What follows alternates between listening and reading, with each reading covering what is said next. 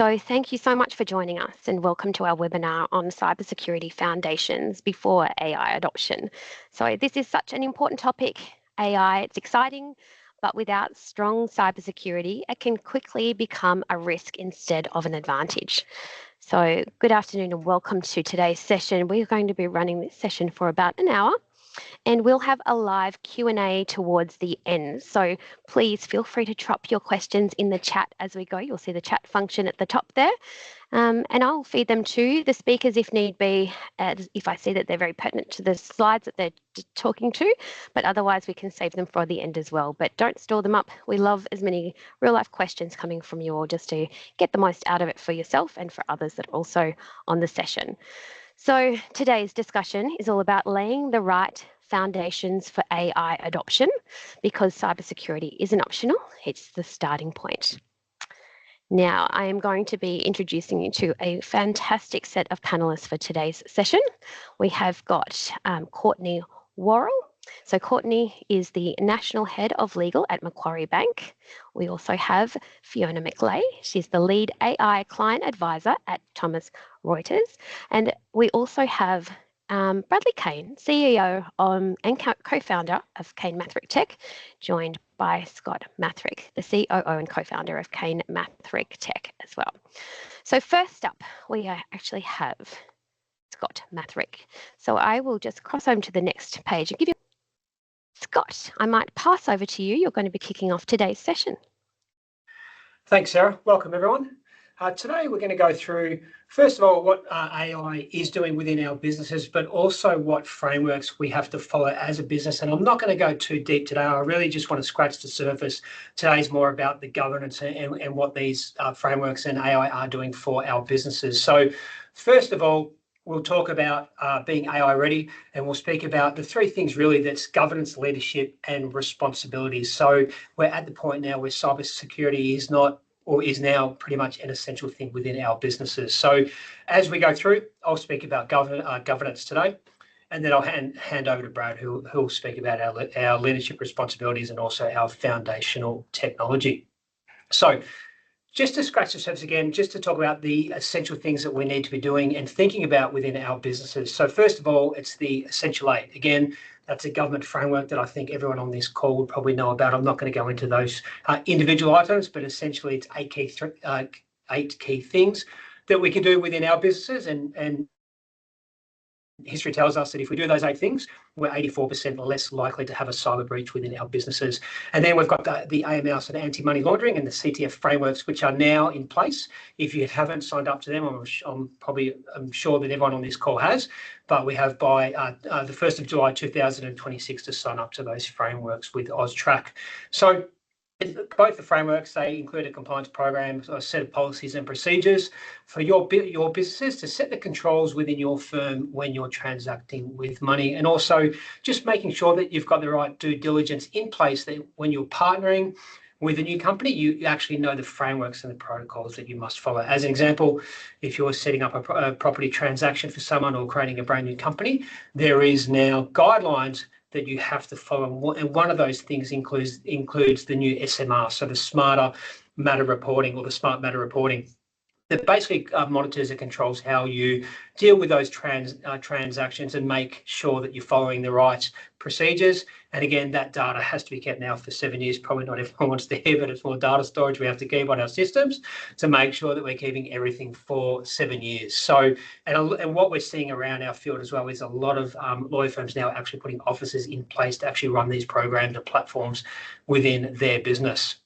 So, what must we do though before we start to talk about and implement AI? We have to get a good understanding of our business and the data that we've got. So that means putting the controls in place and educating our teams on what governance is, and making sure that we can measure that governance as well. So without the AI, or putting in AI adoption without proper governance, can be risky. So again, it's understanding the risk profile of our companies, putting in our DLP policy, so our data loss prevention, to make sure that if something does happen, we've actually got that data backed up somewhere. And then having the controls across our business. So we have to understand our businesses and having the controls in place. So when something does go wrong, we can actually show cause that we've actually had these controls in place before and monitored everything in the past. And then obviously educate our teams. Our people are our biggest asset, but they're also our biggest risk. So we need to make sure that we've got the right governance in place and right procedures inside our businesses to make sure these things are going through properly. And then, and once you get to that, just understanding the risk and being comfortable with the risk that you have. It's very hard to fix everything, especially with limited budgets, but we have to understand what risk we have and be comfortable and make sure against the frameworks that we have to follow that we're mostly aligned to those frameworks as much as we can be. And if we don't do it, what can happen? Well, obviously we've seen all the, or history tells us about all the data breaches that have been happening. We can see that the APP now have upped their legal framework now. So it used to be a penalty of up to $5 million. Now it's up to $50 million if this show cause that we have had a breach and we haven't actually controlled that or haven't looked after our backyard properly. There's many cases on the internet of that at the moment. The latest one is the ACL. You can look up that case. It was in October this year where a company in Australia got fined $5.8 million because they had a cyber breach and didn't have the right controls in place. Under the new regime, that could have been up to 50 million. So quite a big difference. And we have to show that we have compliance with our frameworks. And also, if something does happen, our reputational damage. We've seen this across a lot of partners that we've taken on that have come to us because they've needed help because they've just suffered a breach, and a lot of them have lost quite a lot of business through that process as well. And then obviously that's our reputational damage. So we have to make sure, one of the biggest things actually we have to make sure is our third-party risk and our monitoring process of third parties. When we're talking about AI now, and a lot of us are going down these rabbit holes now where we're putting AI in our businesses, we have to make sure that we understand what's going in. So if we're hiring a third party and they're putting in an AI device or a software as a service into our platforms, we're still responsible for understanding how that works, where that data is stored, and how that data is protected. So we don't want to get into that black box place where we've hired a third party, they've come in and they've put this tech in and it's great and it's fantastic and it's transformed our business, but we don't know anything about it because we still have to make sure those companies and those third parties that we're bringing into our businesses are compliant as well, and they're following the same frameworks as well, which is quite important. We're seeing that a lot now, not just in the legal industry, but across all the businesses that we look after. We've got about 130 customers who are all engaging with different people and doing different AI solutions. So it's very, very important that as the business owners, we're still responsible for that technology coming into our business. And just a couple of things that have happened. I'm sure you've probably seen this, but the case here on the left-hand side is by a lawyer from the King's Council called Rishi. He's Victorian-based, used AI to actually submit some court documents for a murder case that he was working. This is from August this year, so it's quite recent. But he had used Copilot and ChatGPT to get all his case notes ready, and they found out that a lot of the citations and the legal terminology of what he pulled out through those AI tool sets was actually incorrect, and it slowed down the court case for 24 hours. Now, he wasn't fined or anything, nothing came of that, but it delayed the court about 24 hours. The case still went through, it was still solved, but it delayed the case by about 24 hours. But the one on the right-hand side, this was a week later. This was in Perth, actually, and this was where someone had done exactly the same thing, and they used the case notes. They had all AI reference based in there for older citations, which were actually incorrect. And that person, they haven't been named, but that person was fined $8,371. So this is coming now. We're seeing this across the board now. And the University of New South Wales also did a study late this year. And they found that globally now there's been 520 cases around the world that have been in breach by using AI. So it's not just here that it's happening, it's happening everywhere now. So all those laws are being changed, and there's a lot of that documentation now up on the internet that you can go and research and find this started at 520 cases now globally where this is happening. So it is becoming more and more as we're all using AI. So with that, I'll jump off and I'll hand over to Brad. Thanks, Brad. Thanks, Scott. And hello, welcome everybody. At a really high level, I'm going to share some tips on setting up a secure foundation that will serve the firm as you navigate and change your ways of working through the adoption of AI. A little bit more, again, following on from Scott around governance. I promise I won't put you to sleep. But there's a document, the AICD, and it's a very hard one to say, but the Cybersecurity Cooperative Research Centre They created a joint publication called the Cybersecurity Governance Principles. It's actually a really good document. It's in its second edition, so it is being actively updated. But really what it does is provides best practice guidance for boards to govern cybersecurity effectively, and it helps organisations go beyond compliance to build resilience and meet legal and moral obligations. The 5 core principles are there. I will quickly go through them, but setting clear roles and responsibilities, I would give you my version of that. It's really helping define the board versus management accountability and ensure regular board reporting and external assurance. Number 2, develop, implement and evolve a comprehensive cyber strategy. Really helps to identify critical digital assets, as Scotty was mentioning, and third-party risks, while also keeping your strategy dynamic. You need to make sure that's a thing, because the threat landscape's changing. So you want to be able to review it, ongoing review, and just adapt to changes in the threat landscape. Number 3, embedding cybersecurity in existing risk management practices. So treat cyber risk as enterprise risk and validate controls regularly and assess vendor security. Promoting a culture of cyber resilience, setting the tone from the top. Board and execs should lead by example, and bringing mandatory training and incentivise good practices is another part of that. And last one, 5, plan for a significant cybersecurity incident. Just perform scenario testing, clear communication plans, and then run post-incident reviews to strengthen the response. Now, cybersecurity, I think we all agree, and this is not a cybersecurity 101, but we need to have some form of cybersecurity strategy in place for your legal practice. That's going to include some security controls across your firm's applications and data, alignment to some industry standard or framework, and then elevate the posture and maturity across the organisation. How do you ensure that you have those right foundations and fundamentals in place to set up your firm for that successful transition into what I would say is human-led and AI-assisted legal service of the future? Again, probably covering some of what Scott did, but pick a standard. You've got the Australian Essential 8. I'm sure a lot of you know a bit about that. We'll probably cover a bit more on that in a sec, but things like ISO 27001 and NIST is a global framework. Just want to point that out. It's very important to align to one or more of these, and then be able to measure and test adherence to that. At KMT, we're not just ISO compliant across 4 disciplines: quality, information, ESG, and OH&S, but we get third-party tested around the Essential 8 at maturity level 3, which is the highest, and we do transfer our controls and sub-controls across other frameworks like NIST and SOC 2. The Australian Cybersecurity Centre created this Essential 8. It's really just the Australian standard. It's not a global framework, but it is a good standard. It's designed really to safeguard Microsoft Windows devices and networks. I think that's important when we think about how we all work. Generally, it's all in that Microsoft stack. So it's a great standard for legal, as you're prominently running on that Microsoft operating systems and Microsoft 365 suite.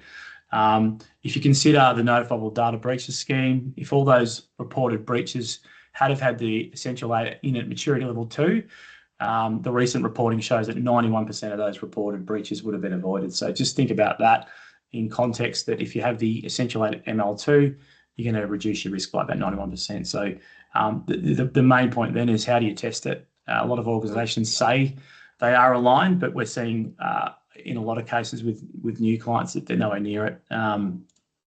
So there's a few ways you can test. You can talk to your security team or partner. We've got some of our clients on here, so we're obviously your partner in that space. But there's 2 ways. You can do kind of a manual risk assessment. On the left, you'll see the infographic there, but basically it's a lot of questions that get asked in a Q&A process, and then you'll be asked for proof in the form of artifacts, and then you sort of build that out over time, and it shows progress. It is sometimes a bit of an honesty system. The second way is running tools. We've done a lot of work on how we do reporting for our clients. So, but yeah, there's scripting checks and things we can run against the controls and sub-controls to actually produce results and show you how you're actually sitting. And then another part of it is your Microsoft tenancy. So we have tools we can integrate in there that shows you how you're going in terms of best practice and benchmarking. So make sure you're checking these things and you're getting reporting and that it's actually in place. And just ensure that your IT team or your external providers helping to provide board-ready reporting to help you show your progress over time. I'm going to shift to the foundations of the tech stack.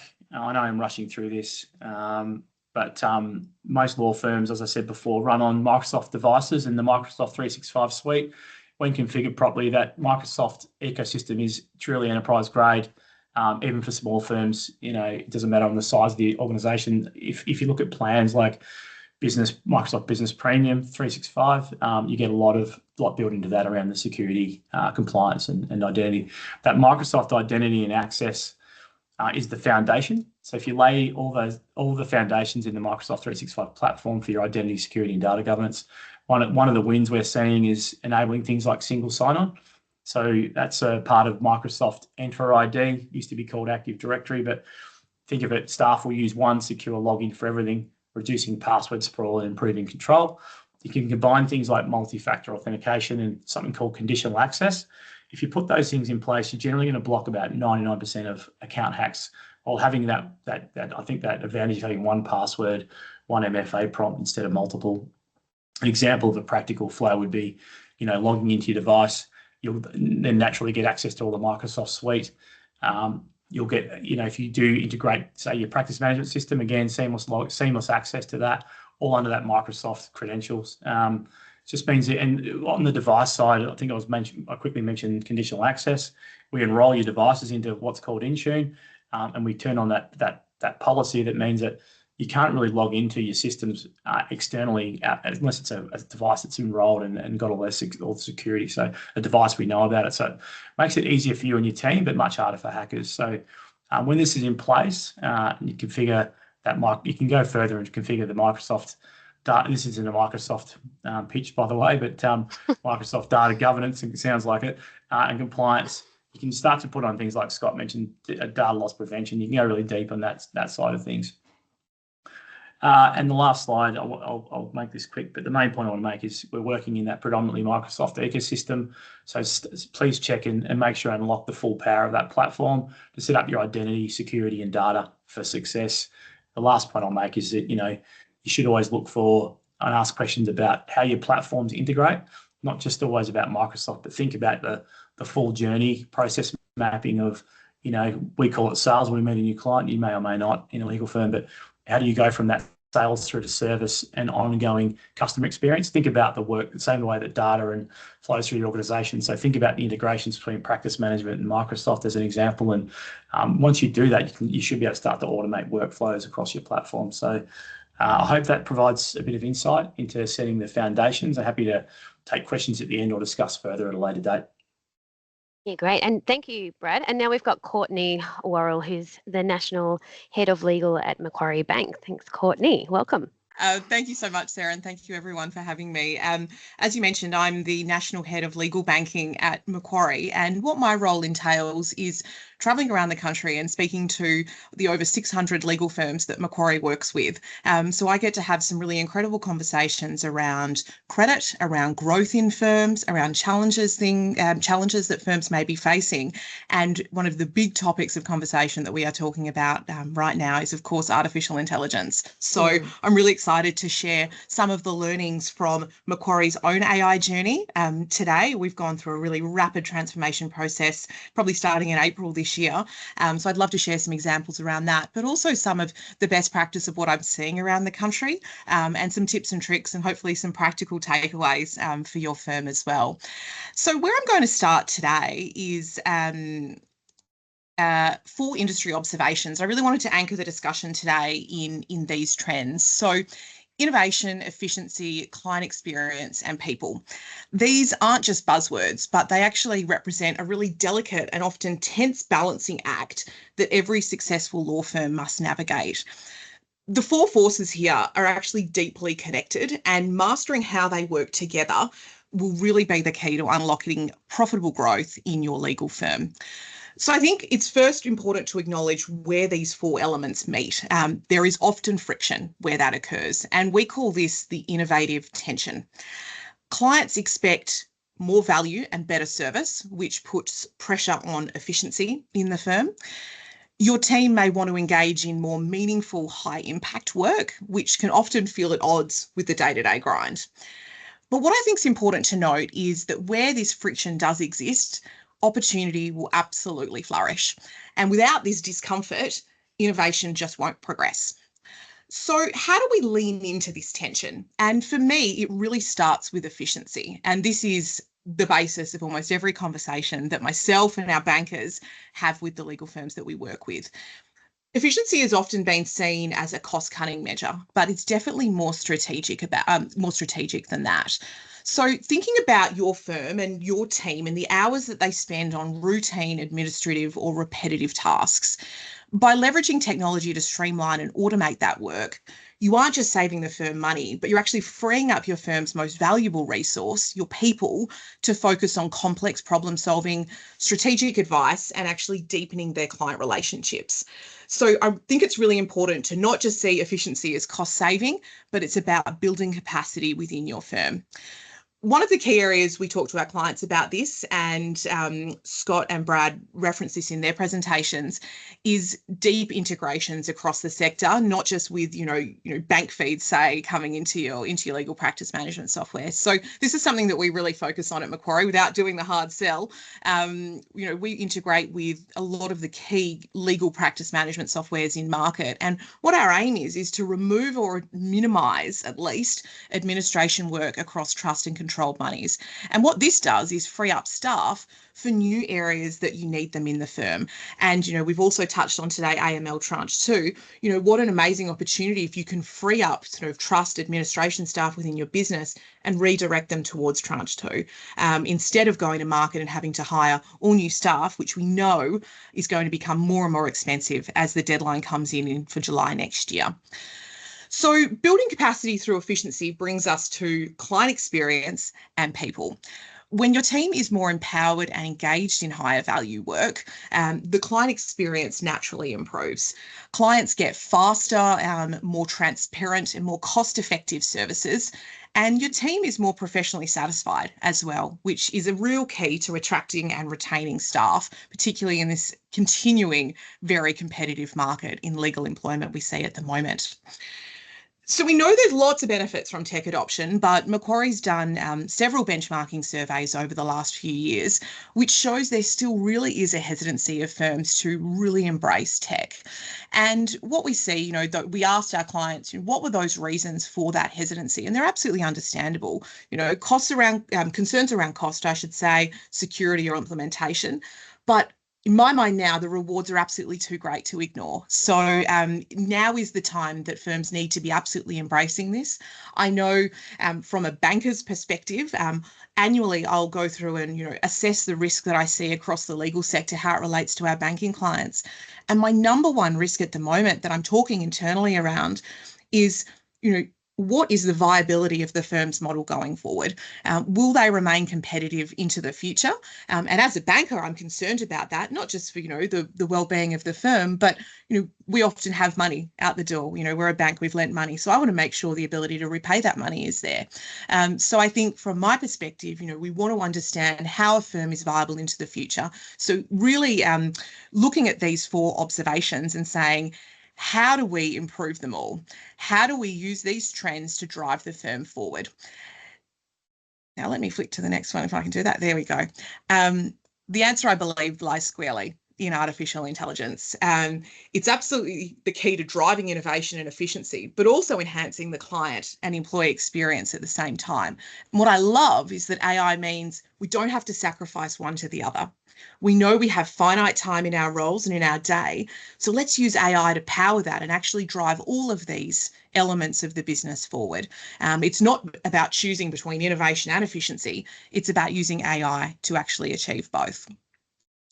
So I wanted to share some key takeaways that we have seen at Macquarie by adopting AI. So to take you on a little bit of the journey, we started our AI process for our frontline, so for our people, client-facing staff in April this year.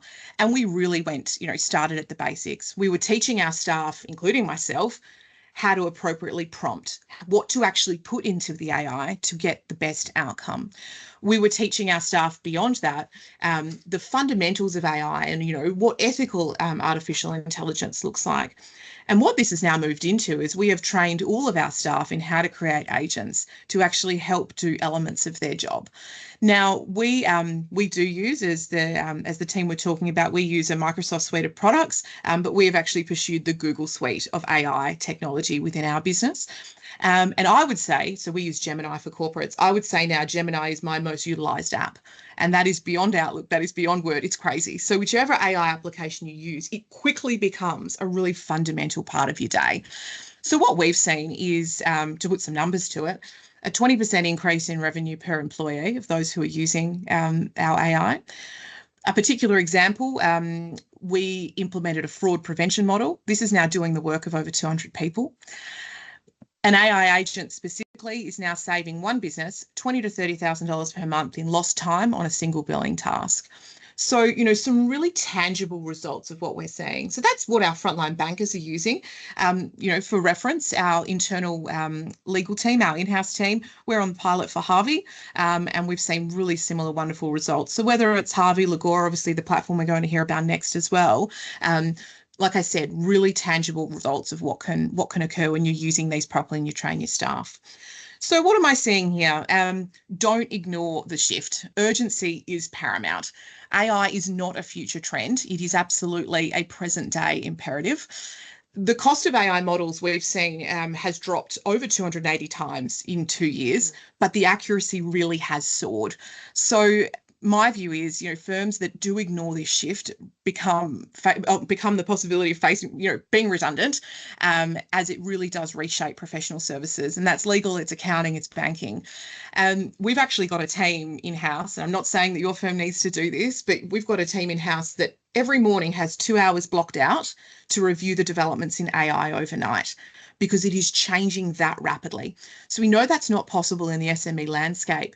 But what I want to say to you is, make sure the providers that you're engaging are doing that and they're keeping ahead for you. So whether that's your accountant, whether it's your tech provider, whether it's Microsoft, whether it's your bank, whether it's your financial advisor, whether it's the recruitment company you use, make sure they're staying ahead, because that keeps you ahead as well. Second one here, process before tech. So starting with the process before the technology. Before buying or committing to any artificial intelligence tool, map out your firm's existing processes to identify where those bottlenecks are. We find that the most valuable initial applications of AI are often automatic, boring, but essential tasks like meeting transcriptions and file note creations. It doesn't have to be the really sexy stuff to start with. Start with the basics and how that can improve your business. We then talk about focusing on people and prioritising human-centric change management. Technology is actually the easy part. The biggest challenge will be your team. Leadership buy-in is key, and Scott and Brad were talking about this. Involving your team from the start to build ownership and clearly communicating with them that the goal is to actually enhance their role and not replace them. I think that's really important. As I said, it could be, you've got staff, AIs come in and taken over some elements of their job. That frees them up to do something else amazing in the firm. And like we said, AML T2 is coming. So, we've definitely got work in the firms for good quality staff to be doing. Managing data risk intelligently, so managing the risk of what you're implementing in the firm. I actually ask firms every single day when I speak to them what AI you have implemented, if at all. And in some firms, that's, not anything significant just yet, and that's absolutely fine. But my next question is around, well, tell me the demographics of your firm. And inevitably, there are some Gen Zs in that business. So my next comment is, well, you say you're not using or you haven't implemented a system of AI. You've got Gen Zs in your firm. You're absolutely using AI. You just may not know where your data's going. So I think, a recognition that Gen Zs, Gen Ys, it can actually be anyone in the firm, is using AI for work. So you want to be able to control that. So making sure if they are using a public model of AI that you are testing the data settings appropriately. But obviously for ultimate security, it is using a contained cloud environment, whether that be ChatGPT in your business, Gemini or Microsoft Suite, variety of other specific legal tech products as well. So I think it's, your biggest security risk within the firm. It's not necessarily the AI model and where they're housing that data. It's actually your team's data handling practices. So making sure that is front of mind. From Macquarie's perspective, our view is instead of committing to a single tech ecosystem, or even if you are, it's ensuring that you curate your own data estate and your own prompt library. So if costs change or service levels change in the future, you have a lot of that IP in-house. So what I mean by a prompt library is, the information that your lawyers put into the tech to be able to get the appropriate outputs. And that might be to search specific precedents or whatever that may be. You have that library, you control that because that is actually your firm's data. From an audit perspective, so what we mean here is AI actually performs best on simple, unformatted text. So things like a Word document or a Confluence page, it doesn't necessarily love really beautiful or heavily designed documents like PowerPoint presentations. So I think it's really important to understand how the knowledge in your firm is actually saved and organised already, and make sure that it is compatible for AI in the future. So what I'm going to talk to next is actually the process that we at Macquarie use to actually embed AI across our organisation. And hopefully there's a couple of takeaways, and I'll add in some legal examples as well from firms that I've spoken to. Hopefully a way to approach how you actually look at it within your business. And as I said, since April this year to November today, we have trained thousands of staff in how to best practice prompt, how to create agents to do repetitive or deep research components of their job. And we've seen a really material change in productivity. For us, it really has been a mindset shift to AI first. We bring AI into every single meeting that we have, and we ask about it with every client that we are speaking to as well. And I think that mindset shift has been really important. So let me quickly talk through these phases. And again, this is a little bit of a crossover to what the gents were talking about just previously as well. Phase one, assessing what your organisation and what your firm actually does need. Is what you're talking about implementing actually going to deliver tangible input and tangible value for your firm? I think it's the banker in me, but in my mind, if it's not quantified, it's not done, or if it's not measured, it's not done.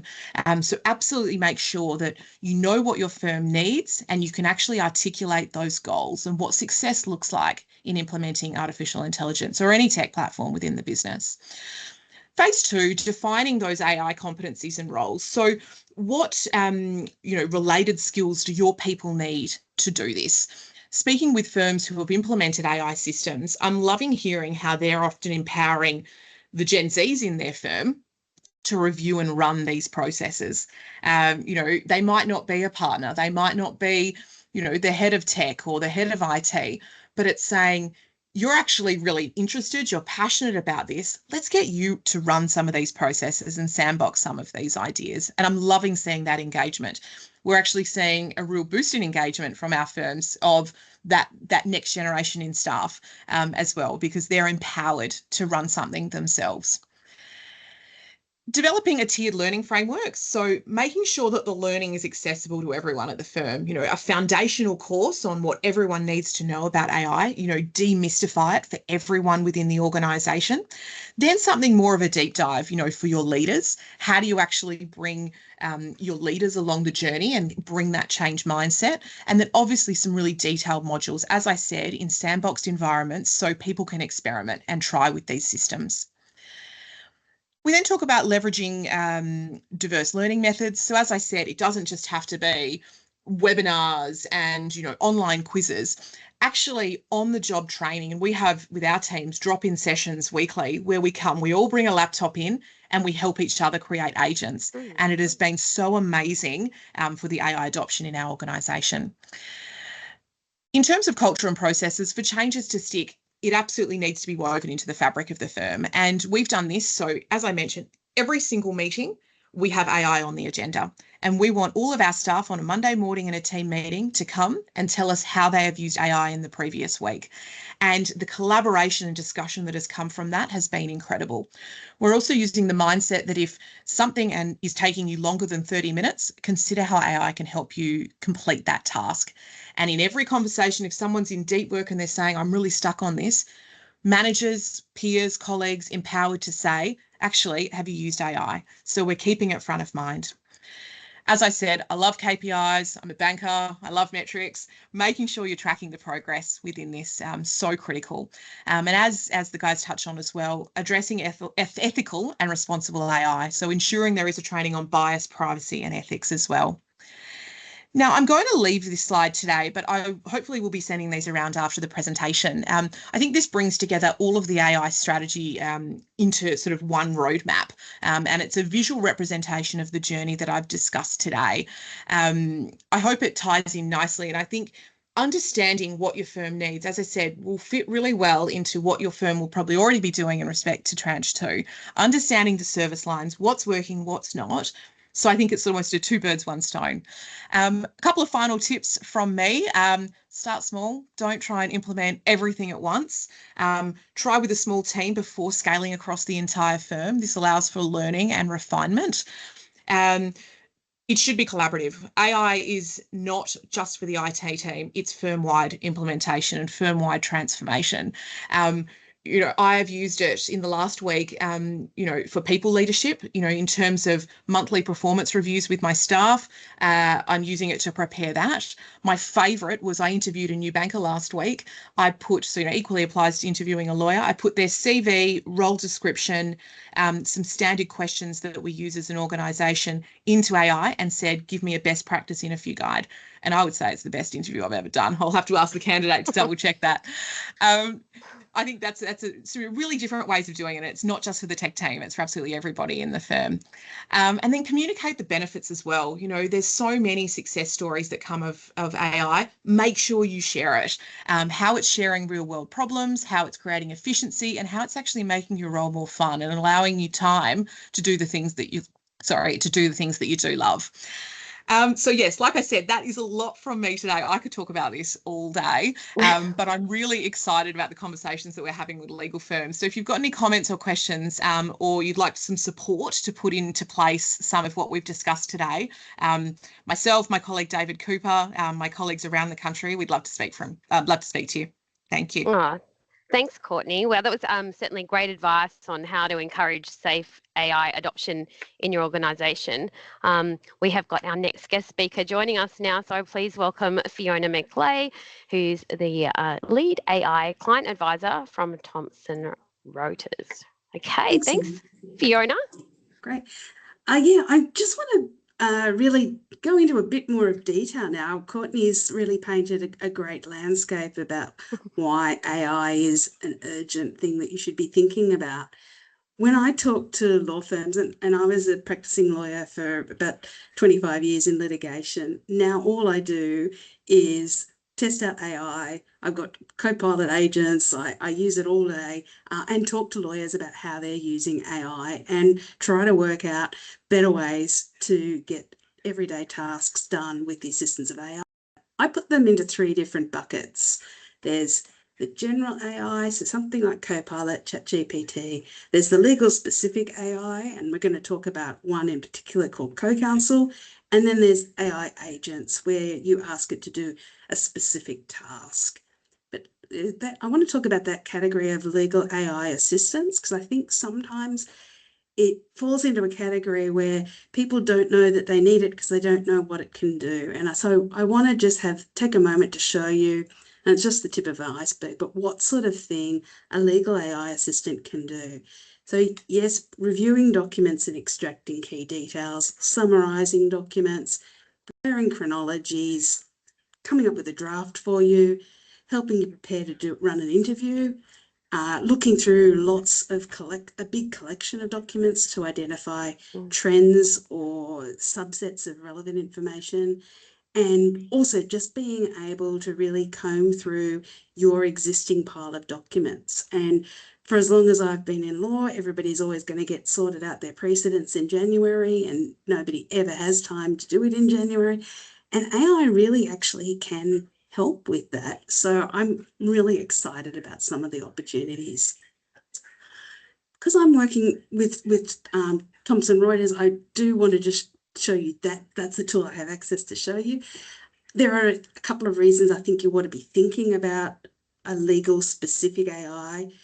One is that security piece that we've been talking about, a system where it's locked down, you can control what inputs are being searched on, and you can also be confident that your data is not being used to train the model and that the confidentiality is being preserved.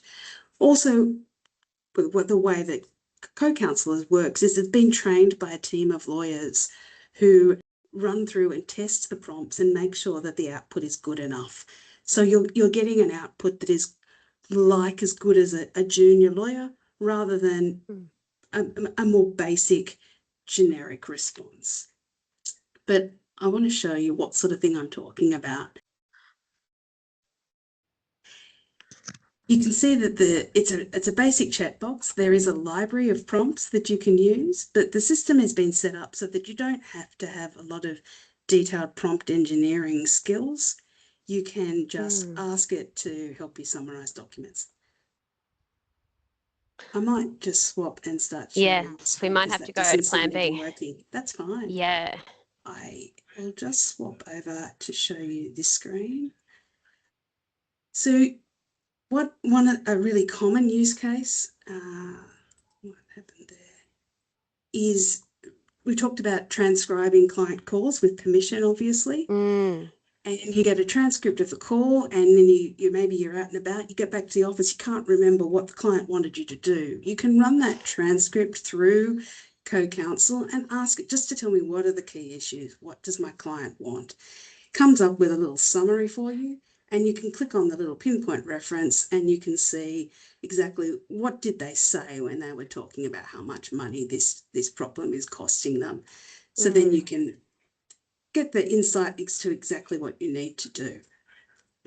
Let's just say then you've got your transcript. You could then fill that into the information that you need to populate your practice management system. You could extract all of the key information, turn that into a bit of a form that you can get pulled into your practice management system.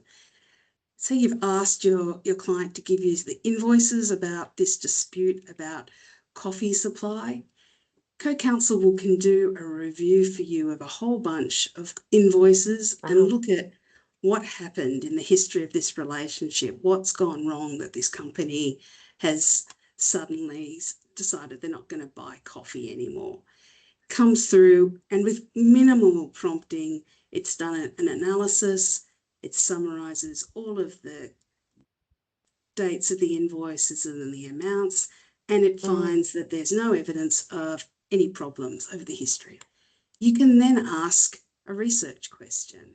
And so in natural language, what will the court need to find an implied agreement about continuing this supply of coffee?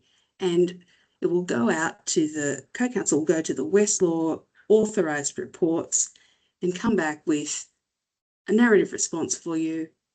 And you can click on these links to see exactly the case that you've been asked, the case that's been referred to. And so you can satisfy yourself that that is a real case. We also have a tool that you can upload submissions that you've received perhaps from another party, perhaps a self-represented individual, and you can run that through and it will confirm if anything has been overturned or if anything is citing a case that doesn't exist in the authorised report. So you can quickly pull up if there are some hallucinated citations that have crept into the documents. So having got that, they were the key issues your client wanted to answer about.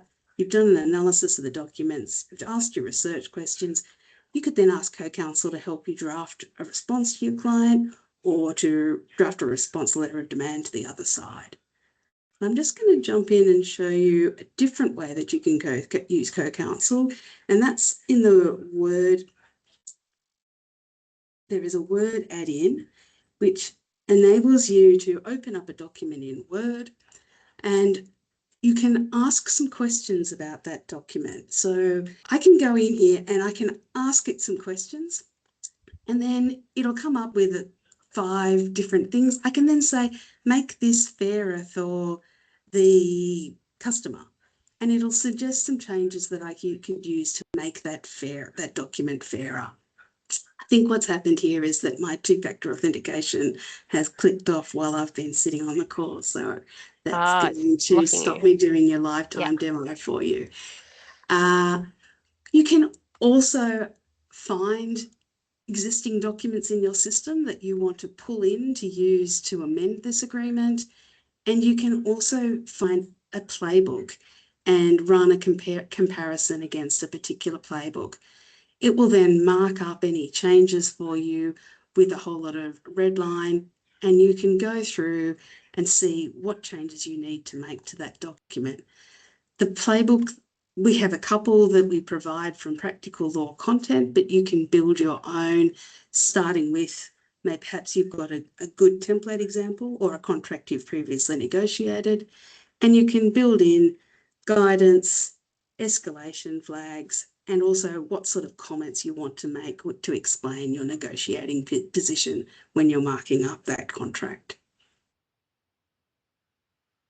So that just to give you a bit of a flavour of the sort of things that a legal AI product can do for you, and why that's worth just when you're doing your evaluation, thinking about how that might help. What I am really seeing is that people are really finding that summarising feature and the ability to get that first draft really useful.